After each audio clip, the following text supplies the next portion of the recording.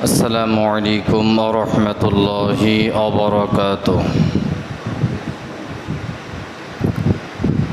الحمد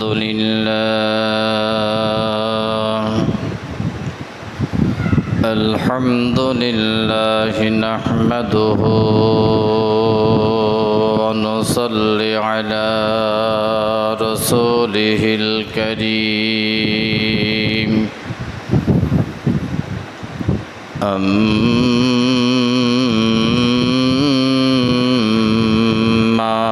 بعد فقد قال الله تعالى في كلامه المجيد وفرقانه الحميد. أعوذ بالله من الشيطان الرجيم.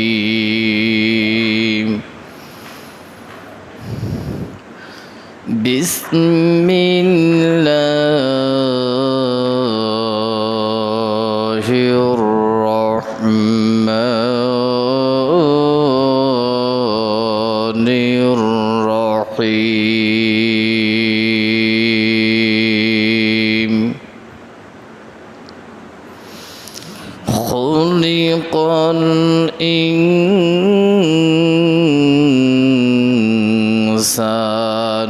ضعيفا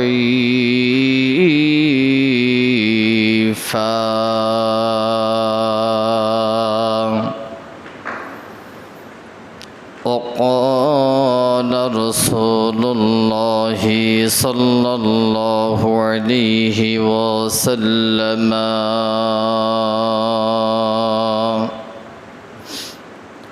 وعن أبي هريرة رضي الله تعالى عنه قال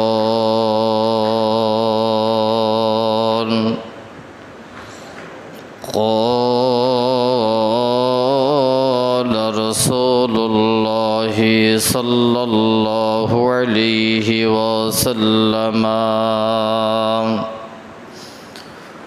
ما لا عين رأت ولا أذن سمعت ولا خطر على قلب بشر أو كما قال عليه الصلاة والسلام.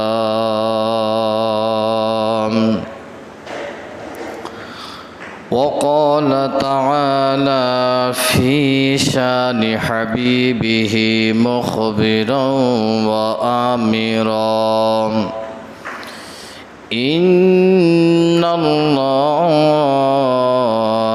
وملائكته يصلون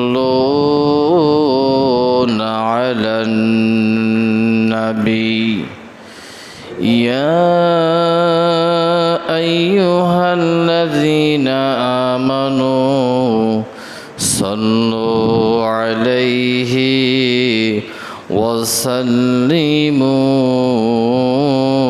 تسليما. اللهم صل على سيدنا مولانا محمد وعلى آل سيدنا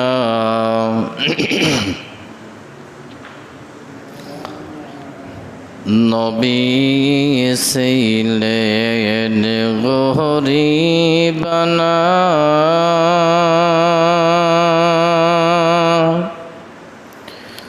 ওর সুখের খানা খাইলেন না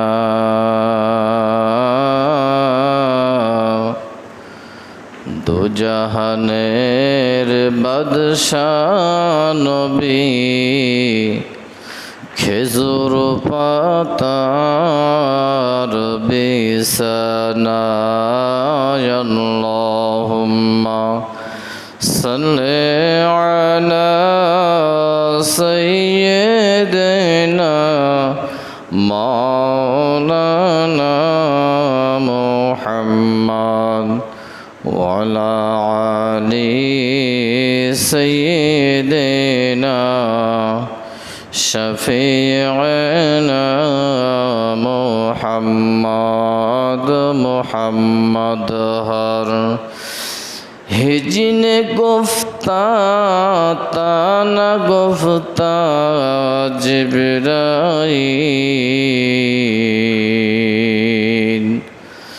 জিবরাইল হর হিজন গুফতা তানা গুফতা রব্বুল জলিল বালাগাল উলা বিকামালিহি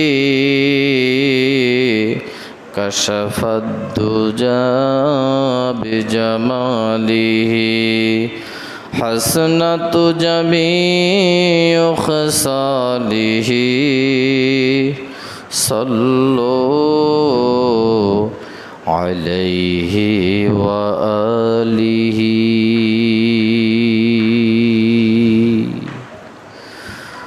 দলমত নির্বিশেষে মহান আল্লাহ তাআলার দরবারে কালিমাতুশ শুকর আদায় করি যে আল্লাহ পাক রব্বুল আলামিন আমাকে আপনাদেরকে দুনিয়ার হাজার ঝামেলা থেকে ফারিগ করে বিভিন্ন গোত্র থেকে বিভিন্ন জায়গা থেকে বিভিন্ন অঞ্চল থেকে আমাকে আপনাকে আল্লাহ পাক রব্বুল আলামিন যিনি সুস্থতা দান করেছেন, সুস্থতার কদর রেখেছেন, তার পক্ষ থেকে মঞ্জুরিত পেয়ে আমি আপনি আল্লাহ পাক রব্বুল আলামিনের দরবারে শুকরিয়া আদায় করি, বলি আলহামদুলিল্লাহ। আরও একবার পড়ে নেই, বলি আলহামদুলিল্লাহ। বিশ্ব নবী দু জাহানের বাদশার বাদশাহ, জজের জজ, ব্যারিস্টারের ব্যারিস্টার, উকিলের উকিল, ডাক্তারের ডাক্তার, মাস্টারের মাস্টার, ওস্তাদদের ওস্তাদ, সেই নবীর প্রতি ভক্তিগত চিত্তে উদার মনে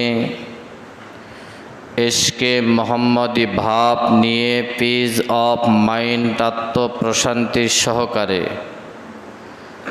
নবীর ভালোবাসা কলজার মধ্যে সঞ্চয় করে আবেগ ভরা মন নিয়ে, দরদ ভরা কণ্ঠ নিয়ে, যৌকে শৌকের সাথে কণ্ঠের সাথে কণ্ঠ মেল রেখে উচ্চ আওয়াজে নবীর উম্মত হয়ে সবাই পড়ে নেই সাল্লাল্লাহু আলাইহি ওয়াসাল্লাম।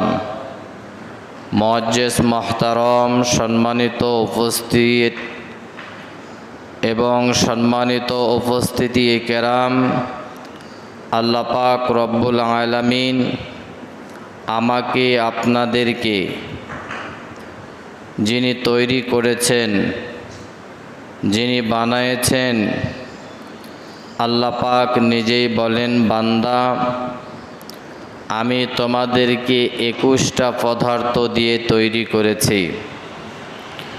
আপনারা আওয়াজ দিবেন, আল্লাহ পাক কয়টা পদার্থ দিয়ে আমাদেরকে তৈরি করেছেন? 21টা পদার্থ দিয়ে মানুষ তৈরি করেছেন আল্লাহ পাক। আমার ভাইরা, আমার বন্ধুগণেরা, আমার বাবাজিরা, আল্লাহ পাক যে 21টা পদার্থ লাগাইলেন, প্রত্যেকটা পদার্থই দুর্বল, প্রত্যেকটা পদার্থই অতি দুর্বল। আল্লাহ পাক এবার ঘোষণা করে বলেন, পৃথিবীবাসীদেরকে, হে পৃথিবীবাসীরা, তোমরা শোনো, আমি রব তোমাদের সৃষ্টিকর্তা। আমি বয়ান করে তোমাদেরকে জানায় দিলাম। আল্লাহ পাক রব্বুল আলামিন বলেন, খুলিকাল ইনসানু দাঈফা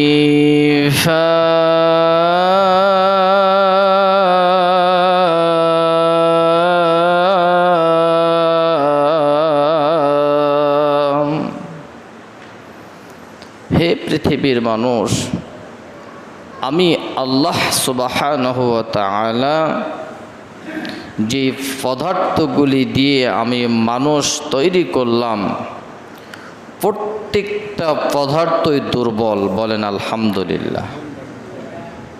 ছোটবেলায় ছোট ছোট বাচ্চারা মাটির ঘর তৈরি করে, সন্ধ্যাবেলায় যখন আজানের ধ্বনি তাদের কানে চলে যায়, মা যখন আহ্বান করে, ওই ছোট বাচ্চাগুলি বিভিন্ন লতা পাতা দিয়ে এত সুন্দর করে মাটির ঘর তৈরি করে, দেখতে ভালোই লাগে। যখন মা ডাক দেয়, যখন সন্ধ্যার আজান কানে চলে যায়, তখন ওই বাচ্চাগুলি পা দিয়ে হাত দিয়ে লাথি মারে ভেঙ্গে ফেলে দিয়ে মায়ের ডাকে সাড়া দেয়, তাই না? চলে আসে এত সুন্দর করে। এই যে বিকাল ভর এত এই জঙ্গল থেকে লতাপাতা, ওই জঙ্গল থেকে লতাপাতা, বিভিন্ন মাটি, বিভিন্ন জিনিস আসবাবপত্র সংগ্রহ করে সন্ধ্যাবেলায় সব ভেঙ্গে ফেলে দিয়ে বাড়ির দিকে টান। আল্লাহ পাক রব্বুল আলামিন বলেন, আমি যে মানুষকে তৈরি করেছি অতি দুর্বল করে। দুর্বলের অর্থই হলো এই জিনিসটা বেশি দিন টিকবে না, এই জিনিসটা বেশি দিন স্থায়িত্ব নয়, অস্থায়ীভাবে সাময়িক আছে, আবার বিলীন হয়ে যাবে। এই জন্য আল্লাহ সুবহানাহু ওয়া তাআলা বলতেছেন যে আমি তৈরি করেছি মানুষকে অতি দুর্বল করে। বাস ফ্রেশ হয়ে গেলাম। এখন এই দুর্বল মানুষ দেখেন কত কি করছে। 3 তালা হয়েছে তো 5 তালা, 5 তালা হয়েছে তো 10 তালা, 10 তালা হয়েছে তো 15, 15 হয়েছে তো 20, এভাবে করে উপরের দিকে গড়িয়ে চলছে। আল্লাহ পাক রব্বুল আলামিন বলেন, হে পৃথিবীর মানুষ, আমি আল্লাহ এই মানুষগুলিকে চাইলে আমি মানুষগুলিকে দামি পদার্থ দিয়ে বানাইতে পারতাম। আমি রব, আমি চাইলে যেমন নাকি মানুষকে আমি সবচেয়ে দামি মর্যাদা দান করেছি, সমস্ত মাখলুকের চাইতে আমি মানুষকে আমি মর্যাদা বেশি দিয়েছি। বলেন সুবহানাল্লাহ। আমার রব চাইলে এই 21টা পদার্থ মজবুত আকারে দিয়ে বানাইতে পারতেন। বাজান রে আমার ভাইরা, আমার বন্ধুগণেরা, আল্লাহ পাক রব্বুল আলামিন বললেন, পৃথিবীর মানুষ, আমি এই জন্যই আমি শক্তিশালী পদার্থ দিয়ে বানাইলাম না, আমি মজবুত পদার্থ দিয়ে বানাই নাই। আমি আল্লাহ, আমি তোমাদেরকে দুনিয়ায় পাঠাইলাম, কারণ হলো একটা। কি কারণে বাজান? কারণ হলো মহান আল্লাহ তাআলা বলেন একটা, দুনিয়া ও মাসরাতুল আখিরা, এই দুনিয়াটা হচ্ছে আখিরাতের বাজার স্বরূপ। বলেন সুবহানাল্লাহ। আল্লাহ আমার রব, এই রবই আমার সব। আল্লাহ আমার রব, এই রবি আমার সব, দিলে দিন তারি মনে তারি অনুভব। আল্লাহ আমার রব, এই রবি আমার সব। আলহামদুলিল্লাহ পড়েন আলহামদুলিল্লাহ। আল্লাহ পাক রব্বুল আলামিন বলেন, এই আজকের বয়ান, এই আজকের আলোচনা আমরা ফ্রেশ হয়ে গেলাম। এখন এই মানুষগুলি এত বোঝার পর, এত কিছু জানিয়ে দেওয়ার পর, ভাইজান এই মানুষটা পর্যন্ত মিথ্যা কথা বাদ দিল না। বাবাজি, দুনিয়া ও মাজরাতুল আখিরা, দুনিয়াটা হলো আখিরাতের বাজার স্বরূপ। এ ভাইজান, এই দুনিয়াতে আল্লাহ পাক পাঠাইলেন বাজার করার জন্য, সদা করার জন্য। বাবাজি, বিবিএ অনেক বড় একটা ফর্দি আপনাকে দিয়ে দিল।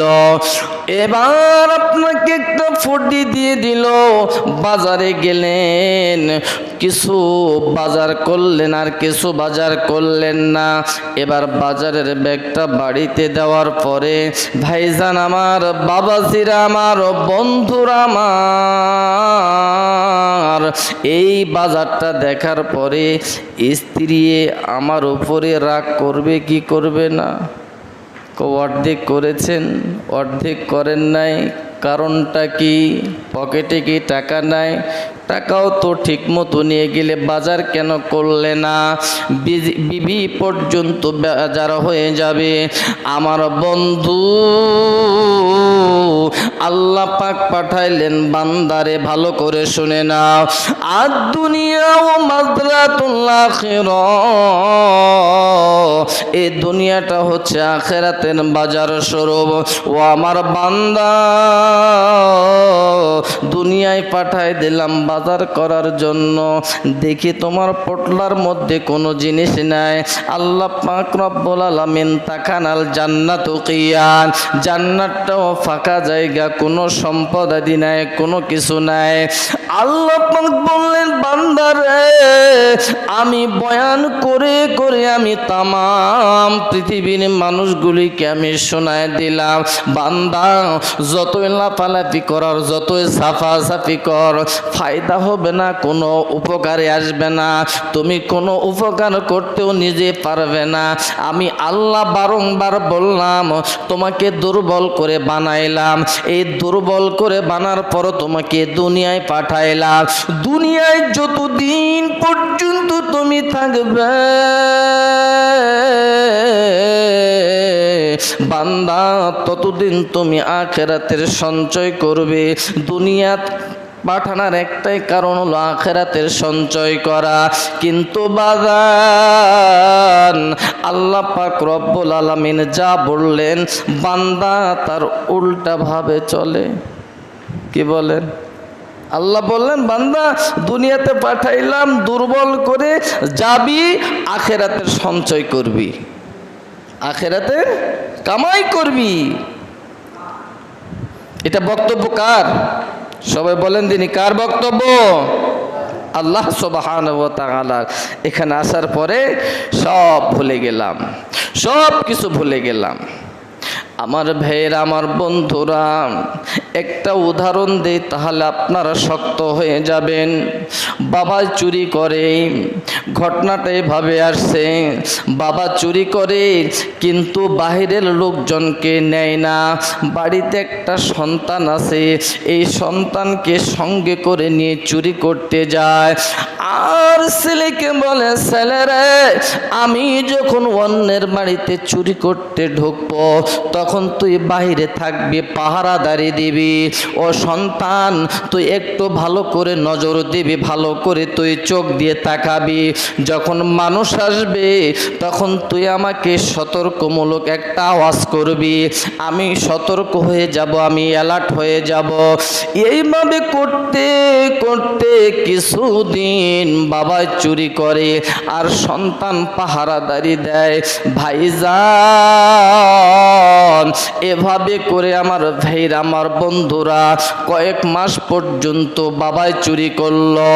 কিন্তু ওই সন্তান একদিন মক্তবে গেছেন, মক্তবা যায় ইমাম সাহেব সুন্দর করে তাকে বয়ান শুনেছেন, বাবারে মিথ্যা কথা বলা যাবে না, চগলখড়ি করা যাবে না। এ সন্তান, ভালো করে শোনো, আহিরে আমি যে উপদেশগুলা দিলাম এই উপদেশগুলি তুমি মেনে নিবে। আর একটা কথা বললাম, সন্তান রে, কোনো দিন কোনো সময়ের জন্য হাইরে কারো যদি তুমি পরনিন্দা করো এইটাও করবে না, এটার থেকেও তুমি হেফাজত থাকবে। সন্তান হুজুরের বয়ানগুলি আস্তে আস্তে করে সবগুলি শুনলেন। এবার সন্ধ্যাবেলায় বাবা পারমিশন দিলেন, বাবারে আজকে অমুক গ্রামে চুরি করতে যাব। সন্তানকে সঙ্গে করে নিয়ে চলে গেল। এবার সন্তান বাহিরে বাবাকে, আমার ভাইয়েরা, বাবাকে পাহারাদারি দেয়। বাবা চুরি করে, চতুর্দিকে লোকজন আসতেছে কিনা সন্তান বাহির দিকে নজর রাখে। এভাবে করে আমার ভাইরা, সন্তান হঠাৎ করে আওয়াজ দিল। বাবা মনে করলেন বাহিরে হয়তো বা কোনো লোক এসেছে। বাবা এবার অ্যালার্ট হয়ে গেল, সন্তানকে আওয়াজ করলেন, সন্তান রে, তুমি যে আমাকে আওয়াজটা দিলে, কেন তুমি আওয়াজ দিলে? কোনো লোক তো আমি দেখলাম না, কোনো ব্যক্তিরে আমার নজরে পড়ল না। এই কথা যখন সন্তানকে বলল, ভাইজান, ওই সন্তান তৎক্ষণাৎ বাবাকে বললেন, আব্বু, তবে কোনো লোকজন আমার পিছনেও নাই, সামনেও নাই, ডানেও নাই, বামেও নাই। আব্বু গো, এতদিন পর্যন্ত আমি বুঝি না, কিন্তু যেই দিন মক্তবে গেলাম আব্বু, হায়রে ইমাম সাহেব আস্তে আস্তে করে আমার কথাগুলি কানের মধ্যে ঢেলে দিল। আমি আস্তব করে কথাগুলি সেভ করে নিয়ে নিলাম। আব্বু গো, কোনো লোক নাই, কথা সত্য, তবে আব্বু, যিনি আমাদেরকে সৃষ্টি করেছেন ওই আল্লাহ তাআলা তো আমাদের এই ছোট্ট আমি দেখতেছেন, বলেন সুবহানাল্লাহ। আব্বু, এই গ্রামে তো কেউ দেখে নাই, কিন্তু আপনি যে চুরি করতেছেন একজন তো দেখতেছে। কি বলেন? আল্লাহর চোখে ফাঁকি দেওয়া যাবে? ছোট বাচ্চা বাবাকে বললেন, আব্বু, আমি চিন্তা করে দেখলাম গ্রামের কেউ দেখে নাই, কিন্তু দেখেছেন আমার আল্লাহ। আপনি কি করেন? সব কিছু আল্লাহ পাক রব্বুল আলামিন দেখতেছেন। বাবাই চিন্তা করতেছেন, এতটুকু বাচ্চা, এর ভিতরে যদি এই জ্ঞান আসে, ওর থেকে আমার বয়স তো আর কম নয়। আমার সন্তানের জ্ঞান যদি এত বড় হয়, তাহলে নিশ্চয় আমাকে চিন্তা করতে হবে। সন্তান আমাকে আদেশ দিচ্ছে আর সন্তানের কথা আমি ডিনাই করে চলতেছি, কোশ্চিন কালেও হতে পারে না রে ভাইয়া। ভাইজান, ওই ছোট সন্তানটা উপদেশ দিলেন বাবাকে, আব্বু গো, যেই বাড়িতে আপনি চুরি করতেছেন ওই বাড়িওয়ালা আপনাকে দেখে না,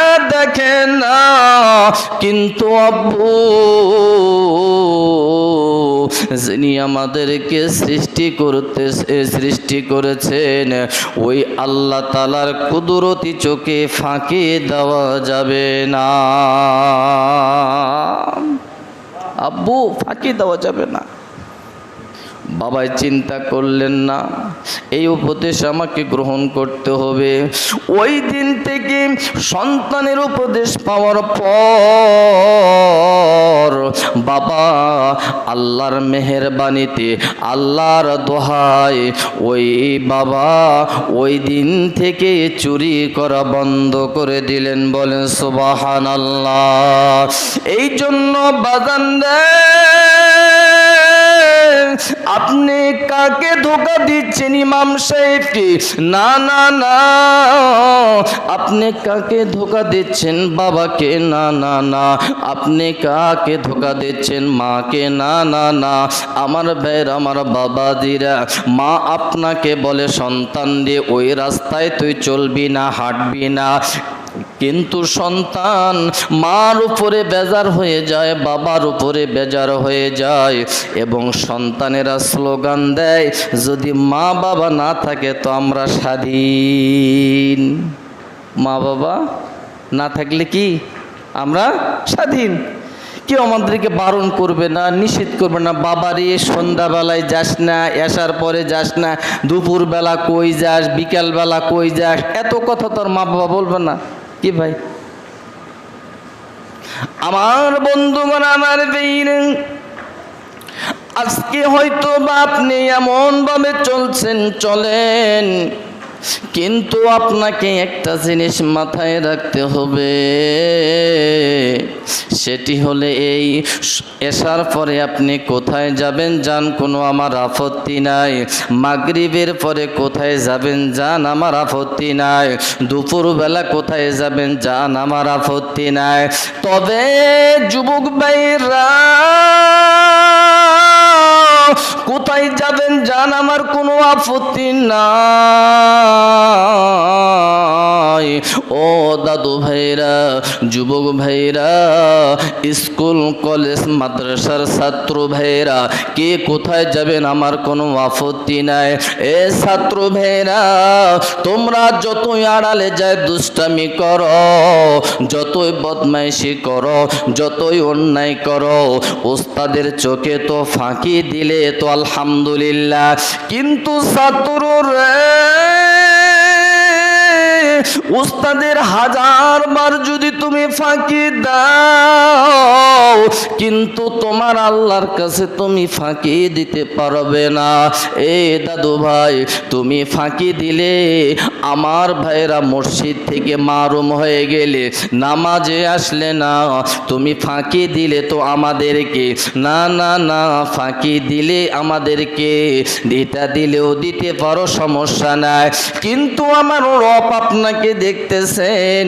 এ ভাইরা, যারা ব্যবসায়িক মানুষ আছেন ভালো করে শুনে নাও, কাস্টমারকে যারা ঠকার চিন্তা করেন, আমার ভাইরা, আমার বাবাজিরা, এই সরষার তেলের ভিতরে আবার আমার ভাইরা মিশায় দেয় সয়াবিন তেল, দেয় না? সরষার তেলের ভিতর সয়াবিন তেল মিশ্রিত করে না, দিয়ে দেয় আমার ভাইয়েরা। কিন্তু কাস্টমার ঠকলো, কিন্তু আপনি ঠকাইলেন, পারতপক্ষে কাস্টমার ঠকলো না, আপনি ঠকলেন, কিন্তু আপনাকে চিন্তা করতে হবে, আমি যা কারে ঠকাইতেছি, যে আল্লাহ মানুষ তৈরি করেছেন ওই মানুষটারে আমি ঠকাইলাম। আমার ভাইরা, এই ঠকানোর চিন্তা আপনার মাথায় কেন আসবে রে ভাই? আপনি যখন ঠকানোর চিন্তা করবেন, আপনার রব আপনার দিকে তাকায় দেখতেছেন, বান্দা তুই সরষার তেলের ভিতরে সয়াবিন দিয়ে দিলা। আমার ভাইরা, আমার বন্ধুরা, আর একটা কথা বলি রে ভাইয়া, উদাহরণ দিয়ে সামনের দিকে যাই রে ভাইয়া, অনেকগুলি কথা আছে, কথাগুলি গোছায় নিয়ে আপনাদেরকে সামনে উপস্থাপন করতে হবে। আমার কৃষক ভাইরা, আপনার 10 বস্তা ধান, হাফ বস্তা ধান চিটা, কোনো মতে আমার ভাইরা চিটা ধানটা হাফ বস্তা হয়েছে, এখন চিটা ধানটা সবার নিচে দেয়, আবার উপরে কিছু ধান ভালো দেয়। আড়তদার জানে, বলতে পারে যে সব হাজী সাহেবের ধানগুলি ভালো,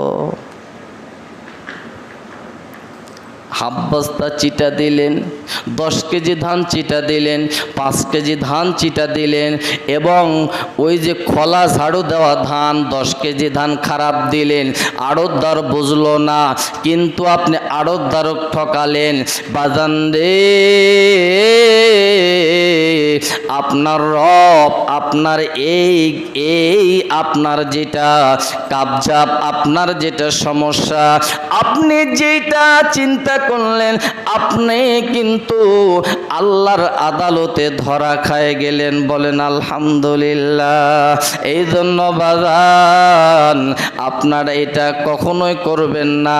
10 বস্তা ধান সলেট নিয়ে যাবেন, 5 কেজি ধানও আপনারা খারাপ দিবেন না। এ দোস্ত, ইমামে আজম আবু হানিফা রহমাতুল্লাহি আলাইহি, আল্লাহর বান্দার একটা ব্যবসা ছিল, কাপড়ের ব্যবসা। ওলামায়ে কেরাম থাকলে একমত হবেন, কাপড়ের ব্যবসা ছিল।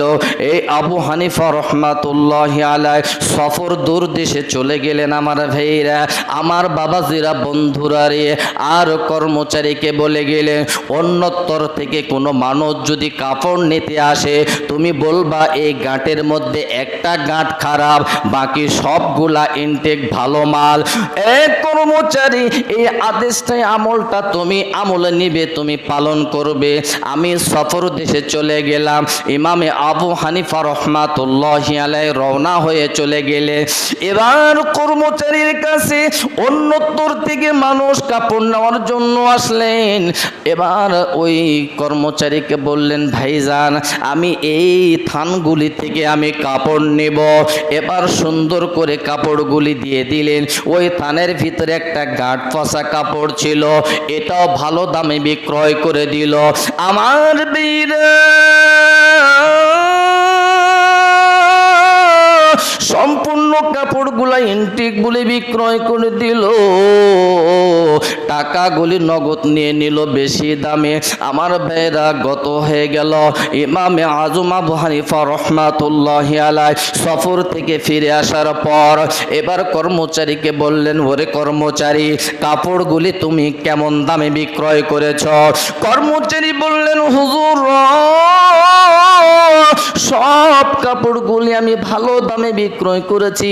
ইমামে আবু হানিফা রহমাতুল্লাহি আলাইহি বললেন, একটা গাঁট যে পচা ছিল।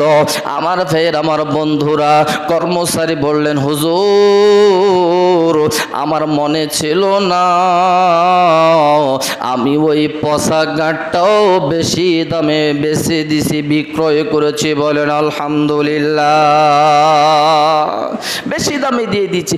ইমামে আবু হানিফা রহমাতুল্লাহি আলাইহি বললেন, আরে কর্মচারী, তুই যে বেশি দামি বিক্রয় করে দিলি, তোকে এতবার আমি অ্যালার্ট করে দিলাম, তোকে আমি বলে গেলাম, তাও তুই আমলে নিতে পারলি না। আমার সম্পূর্ণ টাকা আল্লাহর রাস্তায় আমি ইমামে আবু হানিফা রহমাতুল্লাহি আলাইহি সব টাকা আমি দান করে দিলাম। বলেন সুবহানাল্লাহ। এই জন্য আমার ভাইরা, আমার বাবাজিরা, আপনি নিজেও ঠকবেন না, অন্যকেও ঠকাবেন না, আল্লাহ আপনাকে ঠকাবে না। বলেন আলহামদুলিল্লাহ। এই জন্য বাদান, যে মানুষটা তার জীবদ্দশায় 57 বার উমরা করেছেন, কতবার? 57 বার উমরা করেছেন। 57 বার একটা যেন তেন সাধারণ মানুষ উমরা করতে পারে না। কি বলেন? টাকা থাকা লাগে, পয়সা থাকা লাগে। আবু হানিফার বাড়িতে কোনো মতে তার বাবা দিন আনে দিন খায়। এই ঘরের সন্তান হলো আবু হানিফা রহমাতুল্লাহি আলাইহি। আল্লাহ পাক এই আবু হানিফা কাউকে ঠকায় নাই, নিজেও ঠকে নাই। যা আছে সেটাই বিক্রয় করেছেন। আল্লাহ পাক সম্পদের দিক দিয়ে তাকে উঁচু বানাই দিয়েছেন। বলেন আলহামদুলিল্লাহ।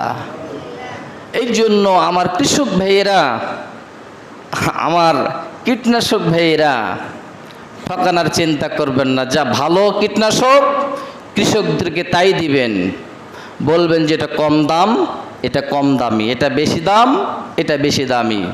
আমার ভাইরা ডেট এক্সপায়ার হয়ে গেছে, রুটি কিনতে যাবেন, দোকানদার ভাইয়েরা বলবে যে ভাই ডেট আছে। মূর্খ মানুষ, নিরক্ষর মানুষ কোনো মতে খালি আমার ভাইরা টিপ দিতে জানে, এই মানুষটা তো আর ডেট বুঝবে না।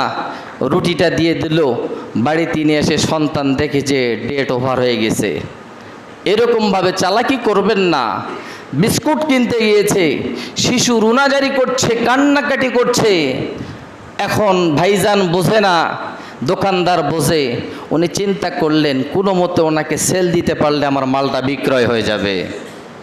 কিন্তু বাড়িতে যায় দেখে যে ডেট নেই, কি নাই? আমার ভাইয়েরা, আমার বন্ধুগণেরা, এরকম চিন্তাধারা করবেন না। কৃষক ভাইরাও, কীটনাশক ভাইরাও, যারা মুদি দোকানদার, এদেরকেও এই জিনিসটা আমলে নেওয়ার দরকার। সবাইকে আমলে নেওয়ার দরকার। সবাই বলেন আলহামদুলিল্লাহ, পড়েন না আলহামদুলিল্লাহ। আমার ভাইয়েরা, আমার বন্ধুগণেরা, হয়তো বা মুদি দোকানদার ভাই হয়তো মন খারাপ করতে পারে, কীটনাশক ভাই হয়তো বা মন খারাপ করতে পারে।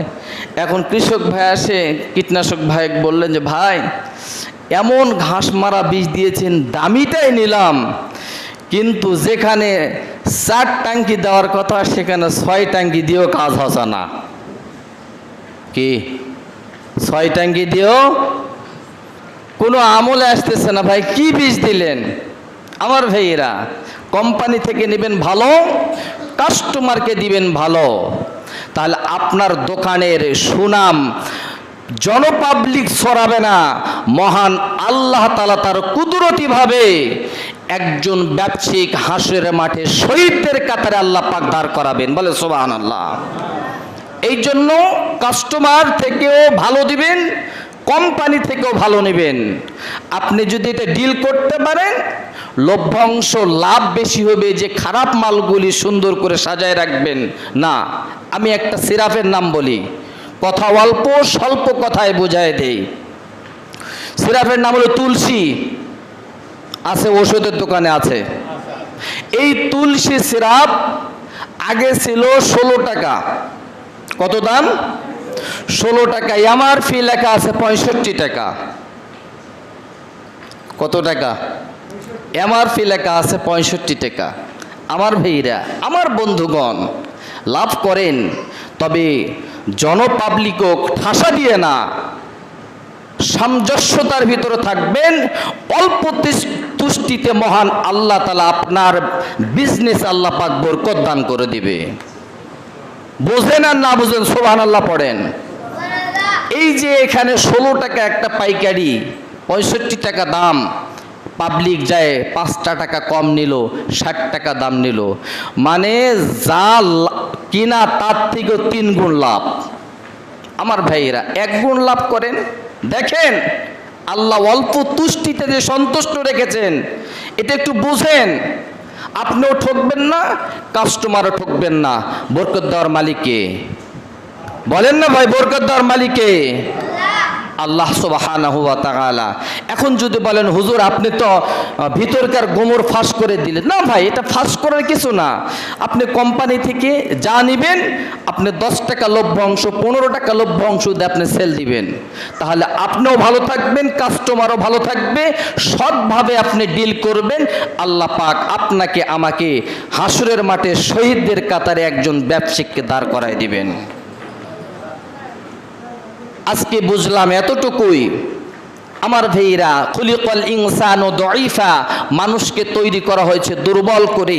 আর মানুষকে যে পদার্থ দিয়ে তৈরি করানো হয়েছে, আল্লাহ পাক 21টা পদার্থ দিয়েছেন। 21টা পদার্থই দুর্বল, একবারেই দুর্বল। এই জন্য আল্লাহ পাক বলছেন দুর্বল মানুষ এত তাকাব্বরি দেখায় না, এত অহংকারী দেখায় না, এত দাম্ভিকপূর্ণ যেও না, এত হাম্বরা ভাব দেখায় না। আপনাকে যে দুর্বল করে বানাইছেন, দুনিয়ার কেউ না বললে আমার আল্লাহ বলেছেন। সুবহানাল্লাহ বলেন। ওই আল্লাহ আমাদেরকে বলেছেন বান্দা দুর্বল করে বানাইছি। দুর্বল এটা কোনোভাবেই তুমি সবল করতে পারবে না। আল্লাহ পাক রব্বুল আলামিন এই দুর্বল মানুষ গুলিকে পাঠাইছেন আখিরাতের সঞ্চয় করার জন্য।